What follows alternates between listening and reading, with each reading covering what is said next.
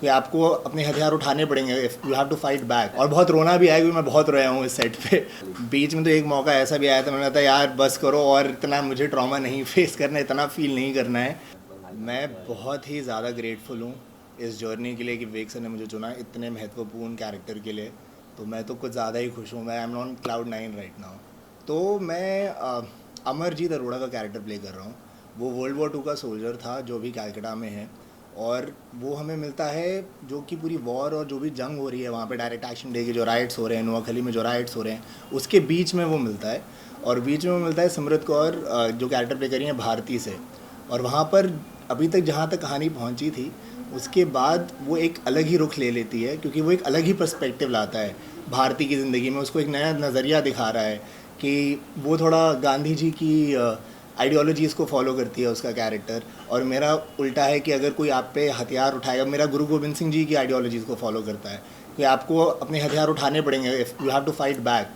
तो वो वाला कैरेक्टर। तो मेरा प्रोसेस एज एन एक्टर थोड़ा सा सिंपल भी है और थोड़ा पेचीदा भी है। तो मैं क्या करता हूँ, मैं पहले स्क्रिप्ट को कई दफ़ा पढ़ता हूँ।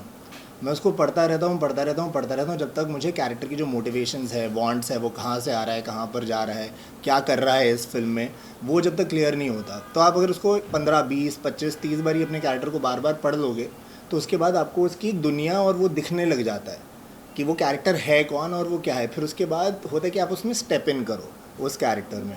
तो उसके बाद जब हमने पढ़ ली स्क्रिप्ट, तो क्योंकि सरदार है, कैलकाटा में क्या कर रहा है, ये एक बहुत बड़ा क्वेश्चन था जो मैंने विवेक सर से पूछा। और Vivek sir being the brilliant film maker जो कि वो हैं, उन्होंने मुझे पूरी खुली छूट दी। उन्होंने तो खुद इसकी बैक स्टोरी क्रिएट कर और फिर मेरे पास आ। तो that was a lot of fun experience. मुझे बहुत मज़ा आया उसको करने में। हमने पूरी क्रिएट करी, क्योंकि मैं कैलकाटा में पढ़ा हूँ 3 साल। तो मेरे लिए वो सेंट जेवियर्स में, तो मेरे लिए वो ईजी था विजुअलाइज़ करना कि वो कहाँ पे रॉयट स्ट्रीट में रह रहा है, वहाँ से वो न्यू मार्केट जाता है, वहाँ पर दंगे हो रहे हैं, वो क्या कर रहा है, उसकी फैमिली कब मूव करी थी। तो एक बार वो बैक स्टोरी आपके पास हो जाती है तो आपको कैरेक्टर के बारे में मिल जाता है सामान। बहुत ही बढ़िया डायरेक्टर है। मतलब वो अपने एक्टर्स को चाहते हैं कि वो कैरेक्टर प्ले ना करें, वो कैरेक्टर बन जाएं। जिस स्कूल से मैं भी आता हूँ, थोड़ा मैं भी मतलब ट्राई करता हूँ मेथड एक्टिंग फॉलो करने की, but I am still a young actor, still learning in the process. तो वो उनके लिए क्राफ्ट इज़ एपिटोम, वो सबसे टॉप पे होता है। तो जब आप ऐसे डायरेक्टर के साथ काम करते हैं तो ऑब्वियसली आपको सीखने के लिए भी उसमें बहुत मिलता है, और आपको एक्सप्लोर करने के लिए भी बहुत मिलता है। और कैरेक्टर इतना अच्छी तरीके से लिखा हुआ था ना कि उसको किरदार प्ले करने में मुझे बहुत मज़ा आया। और बहुत रोना भी आया क्योंकि मैं बहुत रोया हूँ इस सेट पे। बहुत इंटेंस कैरेक्टर था। तो there are a few scenes जिसमें बहुत ज़्यादा लड़ाई हो रही है, बहुत ज़्यादा डेथ है, बहुत ज़्यादा ट्रॉमा है सब जगह। तो वो सब जब आप as an actor truthfully play करने की कोशिश कर रहे हो तो आप पे थोड़ा सा इम्पैक्ट छोड़ता ही है। बीच में तो एक मौका ऐसा भी आया था, मैंने कहा यार बस करो और इतना मुझे ट्रॉमा नहीं फेस करना, इतना फील नहीं करना है। और कुछ ऐसी भी रातें थी जब मैं नहीं सोया था। एक दो जैसे सीक्वेंसेस थे जो आप फिल्म में देखेंगे, मैं ज़्यादा नहीं अभी बताऊंगा वरना स्पॉयलर्स भी हो जाएंगे। बट एक दो ऐसी सीक्वेंसेस थी जब हम उसको शूट कर रहे थे, उसके बाद मुझे 10-15 मिनट तो मैं कट के बाद भी रोया हूँ कि वो आपको इतना फील कर जाता है, और वैसा सा था। सबसे बड़ा दुख मेरे को यही है कि मिथुन सर और पल्लवी मैम और दर्शन कुमार अलग टाइमलाइन में हैं। वो प्रेजेंट डे टाइमलाइन में, मैं पार्टीशन वाले टाइमलाइन में हूँ। तो मेरे को उनके साथ काम करने का मौका नहीं मिला। अनुपम सर मेरी ही टाइमलाइन में है, बट अनफॉर्चुनेटली हमारे सीन्स एक साथ नहीं थे। और अनुपम सर भी मतलब शिमला से, मैं हिमाचल से ही हूँ, तो मेरा तो उनके साथ ड्रीम है काम करना कि उनके साथ एक सीन स्क्रीन स्पेस आप शेयर करो, वो नहीं हो पाया। बट होपफुली नेक्स्ट प्रोजेक्ट में होगा। मिथुन सर के साथ थोड़ी हुई थी मेरी इंटरेक्शन, या जब हम लोग अपना क्लाइमैक्टिक सीन शूट कर रहे थे, जो पार्टीशन का जो क्लाइमैक्स सीन है, उसमें नमाशी भी है बेहतरीन एक्टर, सिमरत बेहतरीन काम किया है, दोनों ने बहुत अच्छा काम किया है इस फिल्म में। तो हम तीनों, वो हमारा पिवटल सीन है जो होता है उस सीन में। तो मिथुन सर आए थे, तो जब आप देख रहे हो तो इतने बड़े स्टार को, इतने टैलेंटेड एक्टर को, तो आप जब उनको देख रहे हो तो उनके एक्सप्रेशंस आप नोट करना चाहते हो कि सही जा रही है चीज़ें कि नहीं जा रही हैं। तो it was a good expression from him. देखो, मैं एज अ फिल्म मैं थोड़ा सा लिखता भी हूँ और फिल्म स्टूडेंट भी रहा हूँ थोड़ा सा।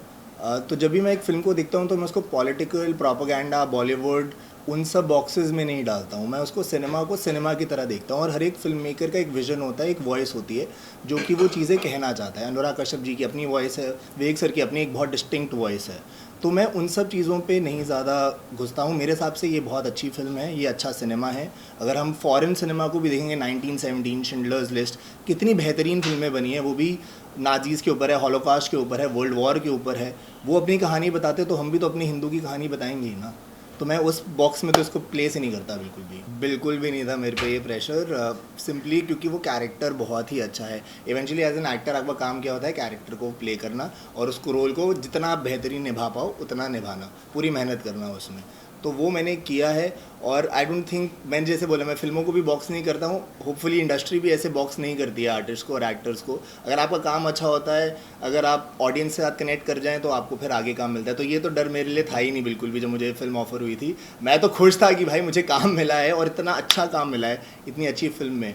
जैसे मैं अभी आपको बता रहा था कि जो इसकी ऑडिशन स्क्रिप्ट जो मेरे पास आई थी, तो वो इतना बेहतरीन सीन लिखा हुआ था कि उस सीन के अंदर ही 3 एक्ट्स थे कि एक बिगिनिंग था, मिडल था, एंड था और उसमें पूरी एक कैरेक्टर की फ़िलॉसफी थी।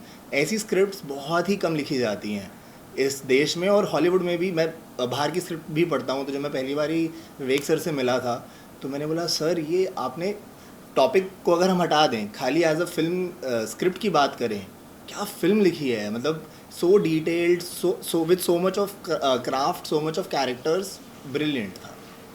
देखिए मैं सबसे पहले तो ये कहूँगा कि जो ये हिस्ट्री के बारे में है फिल्म, ये स्टेटिस्टिक्स के बारे में है फिल्म, इवेंट्स के बारे में है फिल्म, बट ये खाली उन चीज़ों के बारे में नहीं है।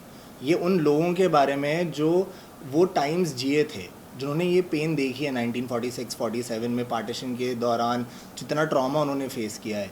तो अगर लोग उसको देखेंगे, उनका पेन महसूस करेंगे और एक उम्मीद के साथ बाहर निकलेंगे ना कि हमें कुछ चीज़ें बदलनी है इस देश में, तो आई थिंक ये फिल्म वो कहना चाहती है। और अगर यूथ और हमारी जितनी भी जनरेशन है, यंग जनरेशन है, वो लेके जाए इस फिल्म से, तो I think Vivek sir has achieved his objective, जो वो चाहते थे करना है इस फिल्म से। वो आई थिंक विवेक सर के ऊपर ज़्यादा प्रेशर था, मेरे पे कम था। मेरे पे प्रेशर ये था कि मैं अपना काम पूरी ऑनेस्टी के साथ करूँ और पूरी ट्रूथफुलनेस के साथ करूँ।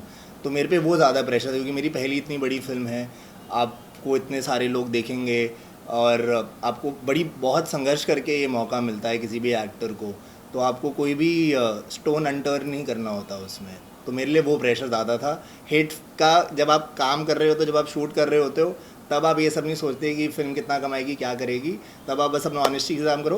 कल मैं थोड़ा सा सोच रहा था कि अभी बॉक्स ऑफिस कैसा रहेगा या क्या रहेगा उसका, बट आई थिंक वो जायज़ है, बट उसके बारे में मैं अभी ज़्यादा नहीं सोच रहा हूँ। इसके बाद मैं एक रोमांटिक रोल तो करना चाहता हूँ, अगर मुझे मौका मिले, तो I would like to play a romantic character, क्योंकि इसमें थोड़ा ज़्यादा इंटेंसिटी और वो एक्शन भी है थोड़ा बहुत, तो थोड़ा एक अलग शेड दिखेगा मेरा। Vivek sir definitely again, Imtiaz Ali sir, अगर रोमांस की बात करें Shoojit Sircar sir, I think both are finest film makers we have in the country. वो आई थिंक मेरा 2nd या 3rd डे था शूट पे, तो जो सबसे पहला मेरा सीन था ना फिल्म में, इंट्रोडक्शन सीन था, वो सबसे काफ़ी डिफिकल्ट सीन था। मतलब उसमें सिर्फ मैं ही बात कर रहा हूँ, मोनोलॉग नहीं है उसमें, एक्शन भी है, सब कुछ है, but it is kind of a monologue, जब भारती कुछ भी बात नहीं कर रही होती और मैं उसको कुछ चीज़ें कह रहा होता हूँ। तो सबसे खतरनाक सीन उन्होंने पहले दिन ही रख दिया था मेरा, फर्स्ट डे ऑफ शूट पे। तो मैंने पल्लवी मैम को बोला मैम इतना इंपॉर्टेंट सीन पहले दिन पे ही, बट हमने फिर वो पूरा शूट किया और विवेक सर ने पूरा फ्रीडम दिया था उसको एक्सप्लोर करने के लिए। तो अगले दिन जब हम सेट पर वापस आए, उस दिन हम थोड़े एक्शन सीक्वेंस शूट कर रहे थे, विवेक सर मेरे पास आए तो उन्होंने बोला था, जब मैं ये स्क्रिप्ट लिख रहा था ना, कुछ सीन्स ऐसे होते हैं जब आप लिखते हो आपको लगता है कि वो आइकॉनिक हो सकते हैं, और जो कल हमने शूट किया है वो आइकॉनिक होने वाला है बेटा। तो मेरे मॉम थिएटर एक्टर थे, बचपन से मैंने उनको स्टेज पर देखा था। तो पहले एज अ हॉबी था, मतलब कि एज अ प्रोफेशन नहीं था, क्योंकि मैं थोड़ा सा पढ़ाकू इंसान था, नर्ड था। मुझे SRCC में जाना था, शिमला दिल्ली में, वहाँ पर एडमिशन नहीं मिली तो मैं सेंट जेवियर्स चले गया था कैलकाटा, वहाँ पर पढ़ा हूँ। तो जब मैं वहाँ पर साइड बाय साइड थिएटर कर रहा था, तो एक theatre actor and film actor also, Jayant Kripalani ji मुझे मिले। उनके साथ मैंने एक प्ले किया वहाँ पर, न्यू मार्केट टेल्स करके, और उस टाइम पर मुझे ये एहसास हो गया था कि I want to come to Bombay and pursue this career. But बचपन से थोड़ा बहुत करते करते, माँ को देखते देखते सपना तो बन ही गया था। कल फिल्म आ रही है, हमने बहुत मेहनत और प्यार से बनाई है, आपको अच्छी भी लगेगी, प्लीज़ जाके देखिए, सबको दिखाइए ये फिल्म, आप लोगों का एक नज़रिया बदल जाएगा।